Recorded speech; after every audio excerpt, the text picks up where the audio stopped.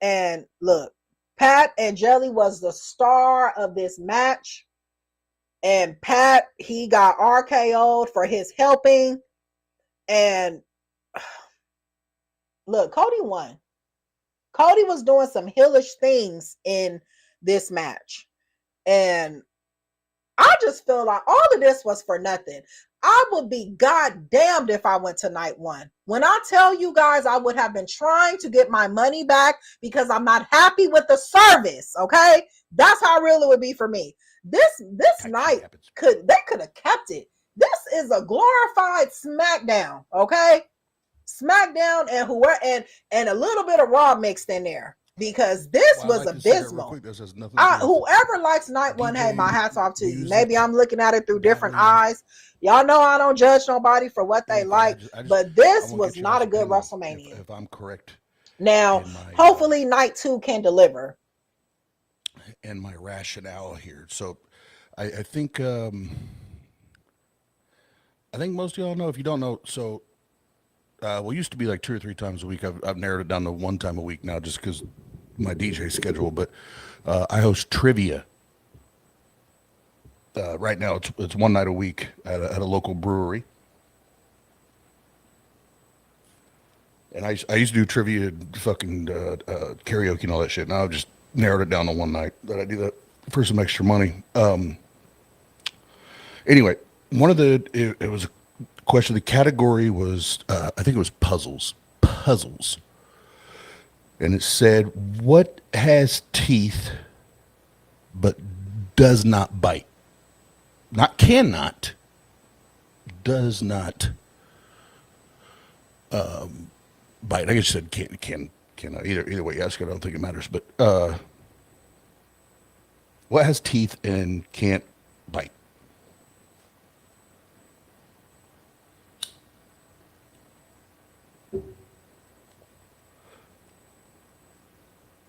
The answer was a comb, like a hair comb, right? Brush your hair with the hair comb. So we had, I think, 8 teams that night.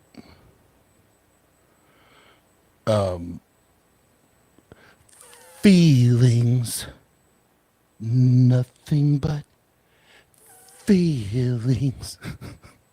What up, Jake? Yeah, so the answer was comb, like a hair comb, right? Of all the 8 teams, 7 of them answered comb, hair comb. 1 team answered zipper. Now, as soon as that answer popped up, I was like, man,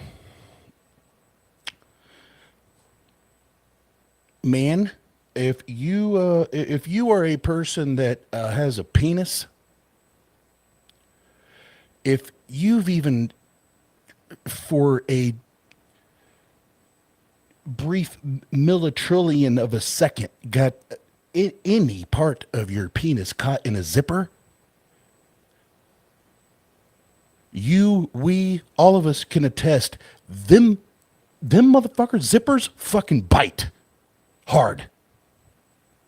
That's not a nibble. That's not a peck. That's a fucking bite. That shit fucking hurts. Don't tell me the zipper does not fucking bite. It bites. Now I know because they actually came over to the host table.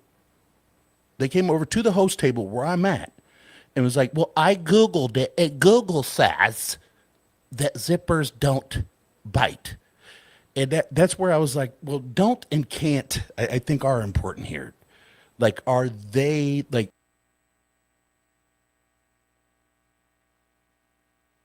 I just don't understand the direction they're taking here, dude.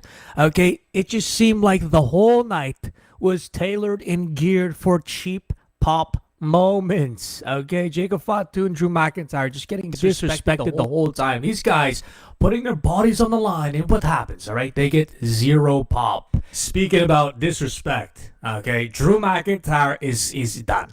There's no push for him in the future. I don't see any fucking world title, nothing for this guy. He better just go and be whatever his name is, Highlander, right? He's in the Highlander film. Just go be Highlander or some shit. How about that? All right, you're not wanted here. You're not valued here. Triple Fraud obviously sees you as a joke, a clown who just keeps on losing and losing and losing. I just see the guy as a joke at this point, right? I wanna win you.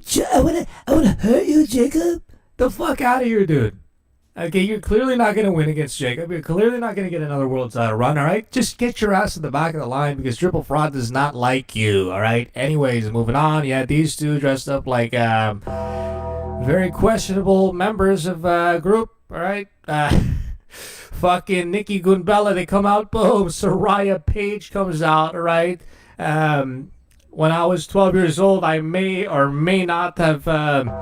you know what I mean? Anyways, right, Xavier Woods, you better be wearing his best cologne today because she might walk by, she might get a drift. Hello, blast from the past. Anyways, the fucking match is trash. Okay, don't care about this. It was a bathroom break for me, right? Soraya, Paige, she starts crying and shit. Absolute tomfoolery. Don't care about that. Anyway, speaking of tomfoolery, Becky Lynch and Sami Zayn are dating. Wow, awesome. Then AJ Lee, right? She has a bunch of kids here working fucking overtime, dude. Like running around the ring and shit. Yeah, okay, that was probably the most entertaining part of this whole fucking match. The kids doing the fucking Terry Fox run.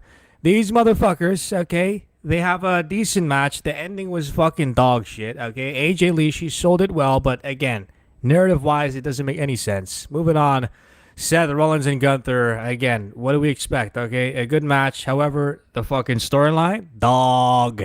Okay, absolute dog. There is no fucking goddamn storyline here, all right? There's nothing, okay? We all expected that Guido guy to come out, right? That short Guido guy. What's his name? Fucking Braun Breaker. Yeah. This is the reason why the WWE is failing. Okay. Everything has become so predictable. Nick Khan refuses to look at the comments, refuses to reflect on his business. Okay. He doesn't care. He just thinks, oh, yeah, I'm just going to book whatever and make money. No. You have to be in tune with the fans. You're not in tune with the fucking fans. You're just booking shit that we already know it's going to happen. We know. Okay? We know, motherfucker. And that's the thing, right? He doesn't care. He knows that people, bots, drones are going to go out there and buy fucking $10,000 tickets and fucking buy all the food and shit. Go to WWE World, WWE Club. Now, the spear was nice and shit, but honestly, come on, dude. We can watch a spear like that on the indies for a lot cheaper. Anyways, he turns into a Jersey Shore. Dude, you're spearing his ankles like you're fucking Ronnie from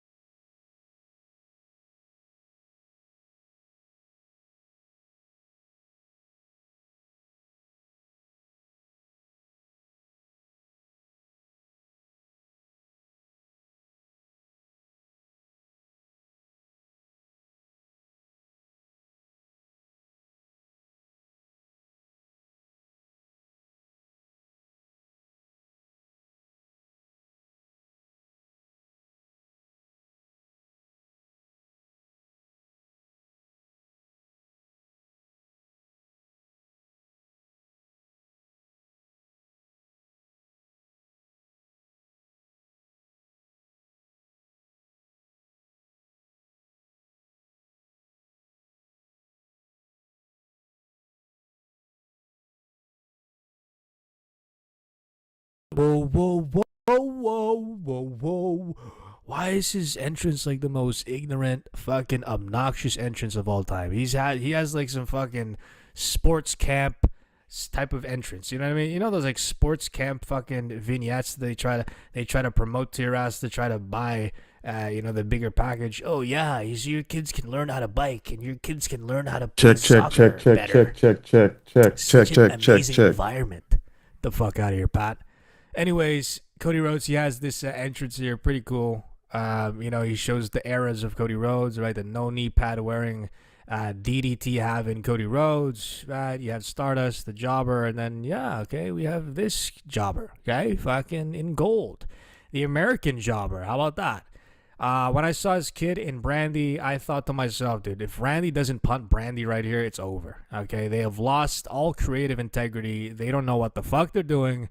Okay, and as I thought that was gonna happen, it didn't happen. Of course. Okay. Cody Rhodes, Randy Orton, they put on a great fucking match. A lot of, limb isolation spots, especially with Cody Rhodes, right? And this was the story, okay? Pat McAfee interfering here, Randy Orton getting frustrated and still losing, okay?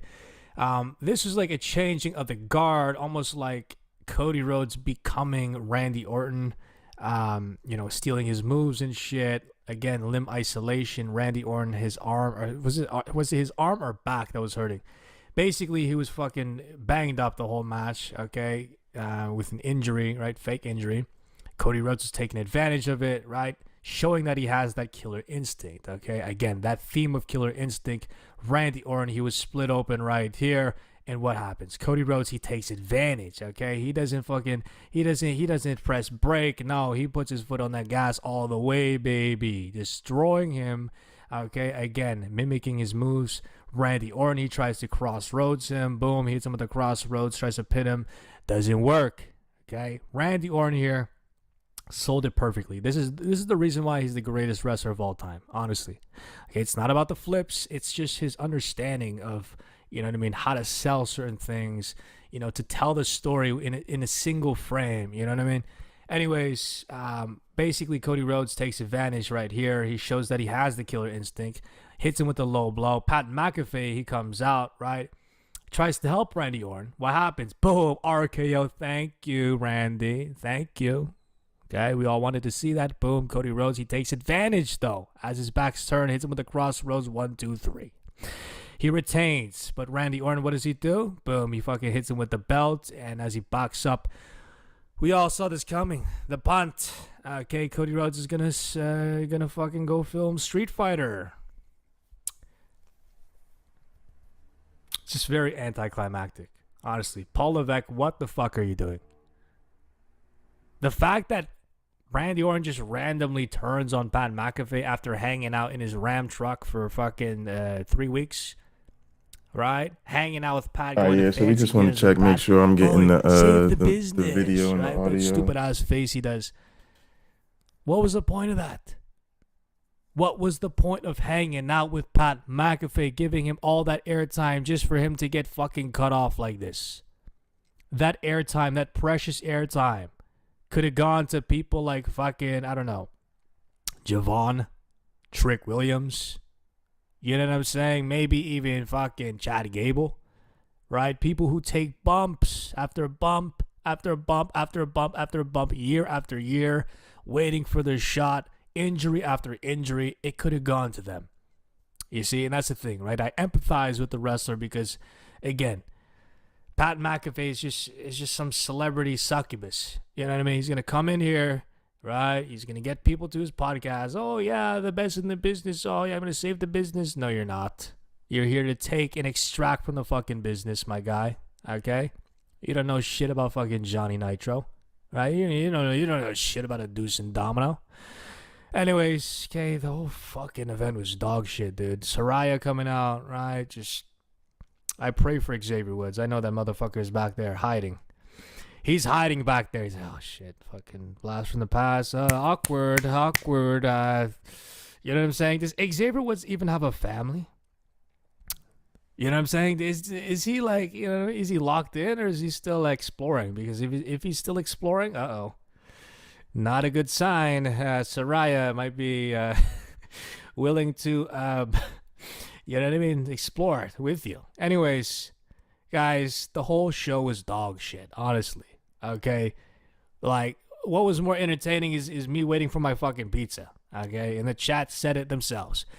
This was dog shit from start to finish. Pat McAfee, Jelly Roll, like, dude, just celebrity mania, you know? And the thing is, the drones in the crowd didn't even pop.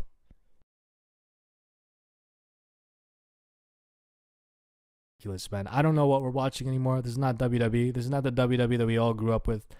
This is TKO WWE. This is money hungry. Just, oh yeah, let's get Jelly Roll and speed. Let's try to maximize viewership and get people who have never watched wrestling to watch wrestling. Well, harsh reality. The people who watch NBA, the people who watch the NFL, right? They don't give a shit about wrestling. They don't really understand wrestling. You think Bill, okay, who's sculpting down hot dogs right now, watching the Super Bowl, you know, getting ready for, I don't know, a FIFA World Cup, you know what I'm saying? These D-Gen fans, you think they give a shit about wrestling? In their eyes, they think of wrestling as theater, right? They think of it as, oh, it's fake. You know what I'm saying? They don't really understand. And that's the thing. TKO, they're trying to force them to like WWE. They're trying to force new fans who clearly don't give a shit. You know what I'm saying? Like, I believe past the Attitude Era, right? Or actually, not the Attitude Era. I would say maybe in 2015. Okay, 2015 was the last year for new fans to actually be involved into this company, to be involved into wrestling in general. Okay, past there, it's like, you're coming at an era where it's kind of like, you know what I mean? It's very corporate slop. It's very just ad first. It is, you know what I'm saying? Like Snickers, you know, celebrity first type of bookings. I don't trust you. Okay, I do not trust you. Holy shit. You know, Stephanie McMahon, her coming out honestly was a great sight. Liv Morgan just goon baiting. Come on, dude. Like, the fact that she had to do all this shit, right? This is not like, this is some softcore shit. You know what I'm saying? Like, I don't want to see this, dude. There's kids in the crowd. There's mini riders in the crowd, you know, asking their dad and shit for fucking fries. Hey, Dad, can I get fries? Oh, never mind. You know, and then they just realize, oh, shit. You know what I mean? Maybe I don't want those fries. Maybe I want something else. Hello. Hello. You know what I'm saying? I just can't believe there's an era of kids who are watching this thinking that this is great. This is actually, oh my God, so cinema. So cinema, Ryder? Yeah, man. Oh my God, Cody and Randy and Liv Morgan and Stephanie Kuhn-Kerr. They're so awesome. Almost like the Avengers, dude. Yeah, man. You want to go watch them? Yeah, dude. You want to ask my dad and we can go together and go and spend $10,000 and then he's in real estate and he's actually, my mom's a lawyer and stuff? Yeah. The fuck out of here, dude. This is the problem. They're appealing to writers who don't know shit about wrestling, who see this as some superhero fucking Super Bowl dog shit type of fucking product. You know what I'm saying? Bianca Belair, like, dude, okay, congrats, right? On all, you know, on a serious note, congrats. However, do I want to see it now? Fuck no. Fuck no, dude. Okay, it's a big moment. However, those big moments can wait. All right. How about we get Montez out here and get him involved into this shit?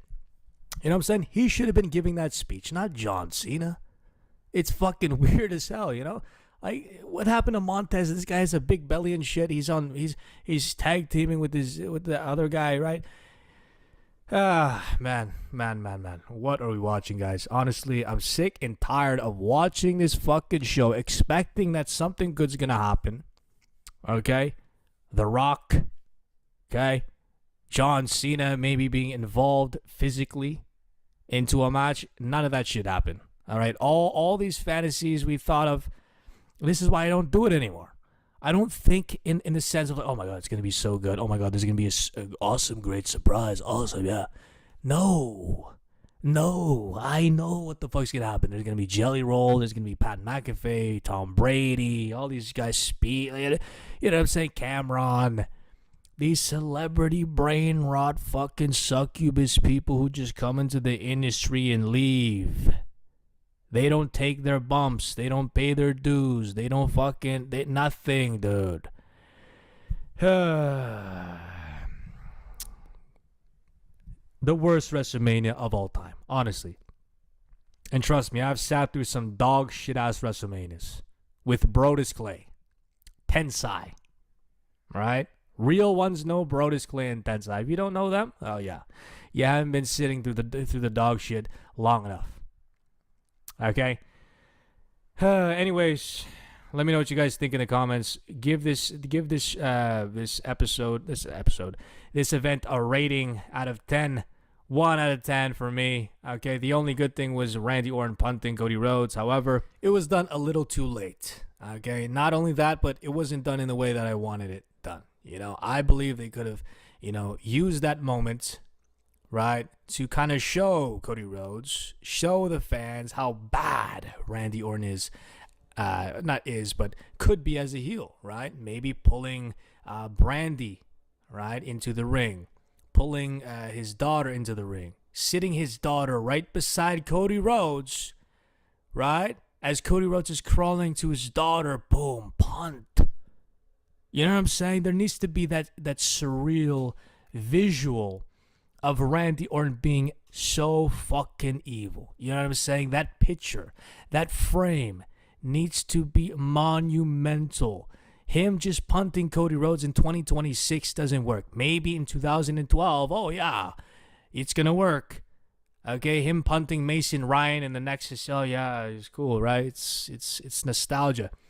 But he needs to go to this next level of evil for us to believe in Randy Orton again as a character. You know what I'm saying? Anyways, you guys already know what this is. Drop your ratings down below. Thank you guys for coming through to the stream. Tomorrow I will be streaming again Night 2 WrestleMania. Night 2, baby. Let's go. You guys already know what this is. Get a high-rise living, work wife stealing intern John out.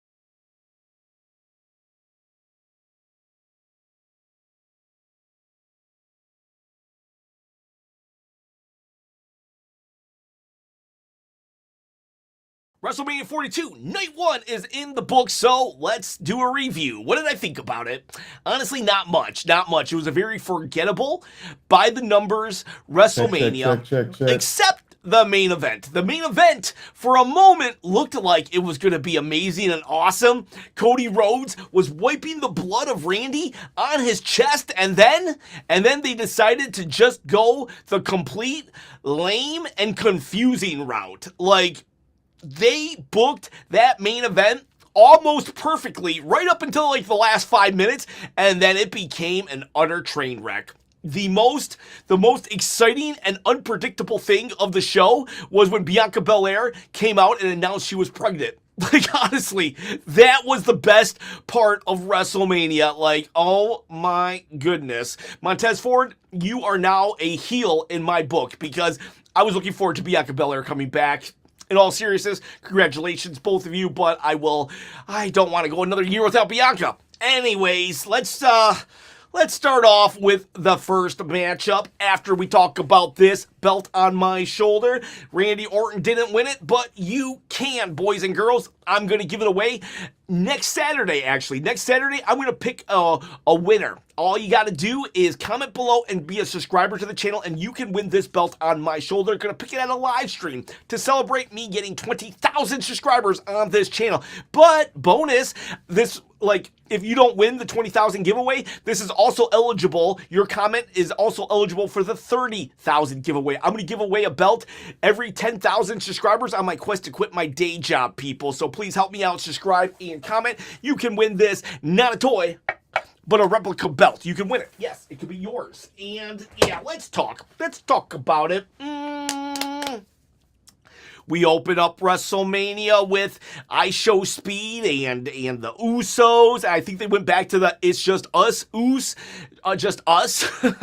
And then we had I Show Speed and The Vision. Paul Heyman was in the building, but he does not come out with them. I guess I understand that because it's supposed to be kind of a surprise later on, so whatever. And we have ourselves a match. I honestly thought I Show Speed was gonna do more. I was surprised with how quick this match went. I'm not saying that as a good thing or a bad thing. I'm saying it as a thing. And in all honesty, that's how you, in the past, that's how celebrities were treated. They only got little here and there while the other wrestlers picked up the slack. So this was a more traditional celebrity matchup, to be honest with you. I just got used to celebrities just being like 50-50 participants, and whatever. And what happens is, I had to go back and rewatch it because I was having internet issues, but at one point, I Show Speed will accidentally bump into Logan Paul, which causes Logan Paul to fall down. Austin Theory gets super upset about it, and, this and that happens, and eventually it will lead to Austin Theory taking the pin, and then Logan Paul will get mad at I Show Speed after the match and berate him. He'll put I Show Speed on the table, he's going to do his frog splash, but then the Usos and LA Knight, they take sympathy on I Show Speed, they help him out. They set up Logan Paul so I Show Speed can do a jump. And I Show Speed got a lot of height. The dude's only 21 years old. I could see WWE wanting to get him involved once more. So we might have the Logan Paul sequel when it comes to YouTuber turned professional wrestler. Because as a character, I Show Speed does get his character. So he does need to work on probably just his in-ring ability, though. But he got a power slam on LA Knight, and he did a couple things here and there. But for the most part, this was just a standard celebrity match. I don't think it should have been the first match on the card, but, whatever. It was on ESPN also. So it was the first match the Usos and LA Knight won with I Show Speed turning face. I wonder how they're going to play this up on YouTube, because I Show Speed and Logan Paul are actually real life friends, and they do cross over on their channels. But both of them are known to actually treat kayfabe as legit. So I wonder if they're going to have to make up on their channel. Anyways, it was a whatever matchup. Then we go to what was the next match? That was Drew McIntyre, Jacob Fatu. honestly, it would have been a fine match. The problem was they made it an unsanctioned match, so you kind of like got certain levels of expectations. There was no blood. There was like just chairs, tables, nothing crazy. A toolbox, and Drew McIntyre had flashbacks of him and in the Hell in the Cell with CM Punk, and you're like a little wary of the toolbox. So that's a nice touch. But for the most part, it was just very, like, I don't know.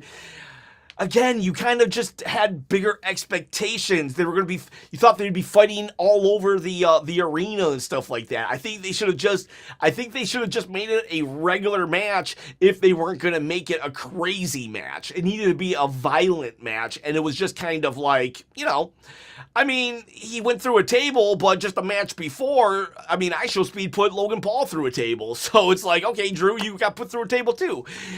Yeah, you get what I'm saying? Jacob Fatu won, which I get that why a lot of Drew McIntyre fans would be upset. I like Drew more than Jacob, but I do understand giving Jacob the victory here. He needs to be elevated up the card, and this is an opportunity for that. And I don't see Drew, really falling down the card. He just came off a championship run and stuff like that. It's just like, honestly, if I would have booked the match, sometimes I like to complain, but sometimes I like to come up with solutions as well. Honestly, why didn't they just make it like kind of like a paddy wagon match where you have, like, instead of an ambulance, it's, how you have ambulance matches where you have to get them into the ambulance and then you win? Well, have it a paddy wagon, a cop car or something. You have to handcuff the other person and throw him in the car, and that's how you win. And they get to drive off, go to jail for the night or something like that. Because a lot of the storyline was based on Jacob Fatu going to jail in the past. Or at the very least, have Jacob Fatu handcuff Drew McIntyre and then pin him. And then Drew can have an out saying, I was handcuffed and you didn't really beat me. And Jacob's like, yeah, I did, dude. It was an unsanctioned match. I get to do whatever I want. Whatever. It was a fine match. This would have been a really good SmackDown main event. How about that? This would have been a really good SmackDown main event. But instead it was a built up, like, WrestleMania match, so kind of a letdown, a little, just a little bit of a letdown. We go then to the women's fatal four-way. It's not a real fatal four-way. It's just whoever gets the pin first. Now, unfortunately, Nikki Bella was injured. Whether you like Nikki Bella or not as a character, you never should wish someone to be injured. So, like, unfortunately, she was injured. You have Charlotte and Alexa Bliss, then the Irresistible Forces, Lash and Nia, and then Bayley and Lyra. I really thought Bayley and Lyra would have won because of last year, Bayley getting kicked out of WrestleMania. And I thought that was the story we were telling, but no, they give it to Brie Bella, and Nikki Bella come out. Nikki's injured, but they announce Paige from back in the day. Before the Women's Revolution, Emma, Paige, and AJ Lee, I believe, is kind of like the in-between of the Women's Revolution and the Divas division. And so it was nice to see Paige back, and please, I will not, like, people in the live chat just wanted to throw out some really rude comments to Paige in regards to her personal life. I ask that nobody do that. Whatever people do in their personal life, that's what they do in their personal life. Keep it to wrestling here on this channel, please. So from this point forward, if I see any lewd comments towards Paige or anybody else in general, I will, like, that doesn't have to do with wrestling, then I will like just make you I'll ghost you on the channel. So please just keep it PG, okay? Thank you. And Paige, she came out, she looked good, had a matchup. This was just it was just a whatever match, though, to me. Unfortunately, I was spoiled going into this, so I was 99.9% sure that Paige was coming out. So, like, I said earlier, this was a very predictable, like, paint by numbers wrestling event, WrestleMania, and so I will give this one that I was spoiled, so I can't be for sure how I would have reacted, because I really like Paige, right? I really like Paige, so I might have been like, oh my god, Paige, like, yes, I can't believe it, she's back, but I can't know for certain. So that said, when she came out, I was like, oh cool, Paige is back. Unfortunately, I was spoiled. And it wasn't by anybody on this channel. It's just like the dirt sheets and social media and stuff like that. But then Paige and Brie Bella won. I kind of felt bad for Nikki because if you think about it, Nikki's been back for about a year now, and she's lost, and then finally her team gets a win. She gets to be with her sister. They finally get to fight for the tag team champions, and then she's injured, and she has to give it to someone else for Paige. But props to Paige. I'm happy for her, and them in general. So yeah. Again, this match was just like, all right, cool, I guess. It was just too many participants. They didn't seem to, there was timing issues and whatnot. And so I'm not going to remember it. I'm just going to be a very unmemorable match. And the big takeaway here is that Paige has returned. We go then to... This might be out of order. I think the next matchup was it Gunther and Seth freaking Rollins? Let me see. Yeah, actually, well, whatever. So Gunther and Seth Rollins, they have their matchup. Seth Rollins comes out with this jacket that had like circles in the jacket. I hated his jacket. He also came out with like black contacts, which I didn't care about that, but his jacket. Oh my God, I've never hated the jacket so much in my life. I don't even know why. But okay, so I hate the jacket.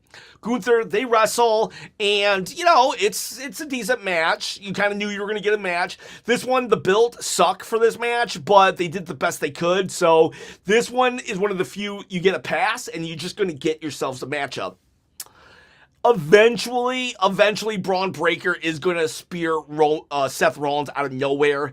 This one, I was not spoiled, but if you even go back on my predictions, I believe Braun Breaker will come out and spear Seth Rollins, costing Seth the win. And I'm not exclusive. I'm not the only one who did that. I'm pretty confident other YouTubers did too. I'm not this like, ooh, I'm so smart. It's just, if you've been watching wrestling long enough, you kind of can, connect the dots on what they would do, what would make sense. And so when Braun Breaker did it, I was like, yes, that was the right play. So this is one of those situations where it's like, this was the right thing to do, and yet it was still so predictable that, I don't know, it's just like the rest of the card needed to be a little more chaotic, maybe, for this, the right thing to do, the predictable thing to do to still just make a lot of sense and be like you're satisfied with it. So I don't know why. This WrestleMania just wasn't hitting it for me.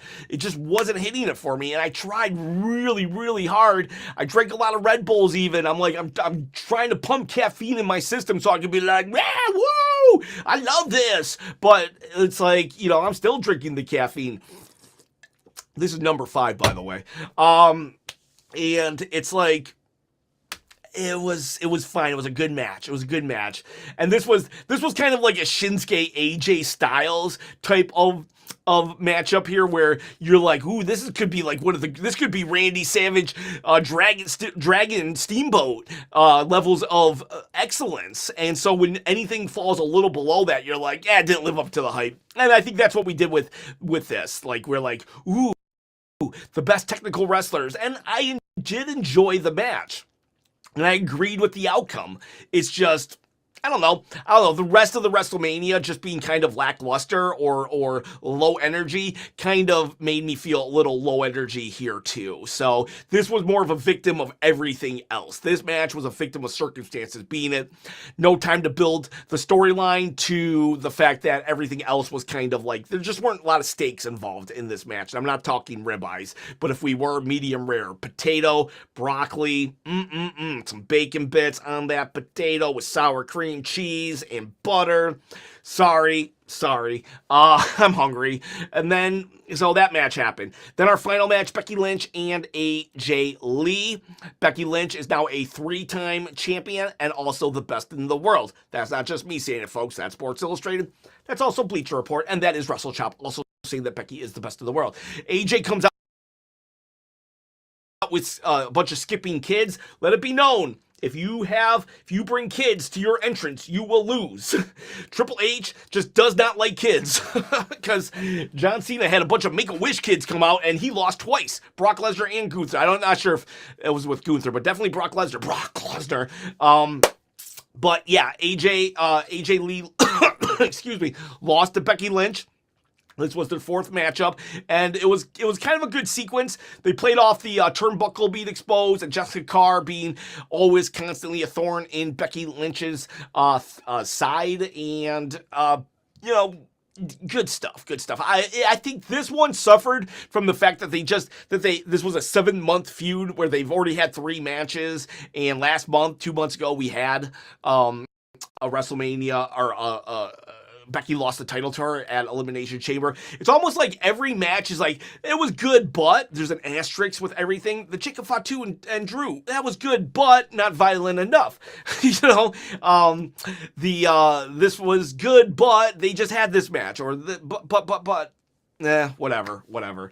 And then, a match I did like though was Trouble, Liv Morgan and her song is so funny. I want you guys and gals to record yourself singing the Liv Morgan song and then send me a link. I want to kind of put all of us singing that song because it's so ridiculous. I love it. But Liv Morgan, she comes out, she faces Stephanie Fakir, and Liv is just looking like beat up because when she got that, like, what is that? That knot on her head, it gave her 2 black eyes, all this stuff. She's fighting Stephanie Fakir. I liked this match, honestly. This was the match that I was liking the most, to be honest with you. Like, I knew Gunther and Seth was a better match, but like I enjoyed this match because Liv just knows her character so well, in my opinion. Roxanne Perez will get involved, and so will Raquel Rodriguez, but ultimately Liv will take advantage of that and pin Stephanie Fakir, and I liked it. This was my favorite part of the night so far. But then we go to Randy Orton and Cody Rhodes. And I'm going to tell you this. I know it's sacrilege at this point. And anybody who speaks a positive word about Pat McAfee, unsubscribe. The channel's ruined. Like, you're a WWE shill, or you don't know wrestling or this. But I'll tell you what. This WrestleMania was so low energy that when we got to Pat McAfee, it was refreshing that everybody hated the dude, even if it was go away heat. I was into it. I liked that people had some passion. The fans, the audience finally had some passion, and it was all directed at this guy that they hate. So, I was and it got me into it. And then Pat McAfee was a jerk about it. He took the microphone from Alicia Keys and Alicia Taylor, and introduced Randy. And then before the bell rang, he's like, wait, don't ring the bell yet. And then he attacked Cody with it. It was funny. And then, this is the part I hate, though. We get to the part where I absolutely hate. Then Cody gets his receipt. He does a crossroads to Pat McAfee. He beats up Randy some. He puts Pat McAfee on the table that Logan Paul was on the table earlier. But this time, and then we look up and there's Jelly Roll. It's like, oh God, this was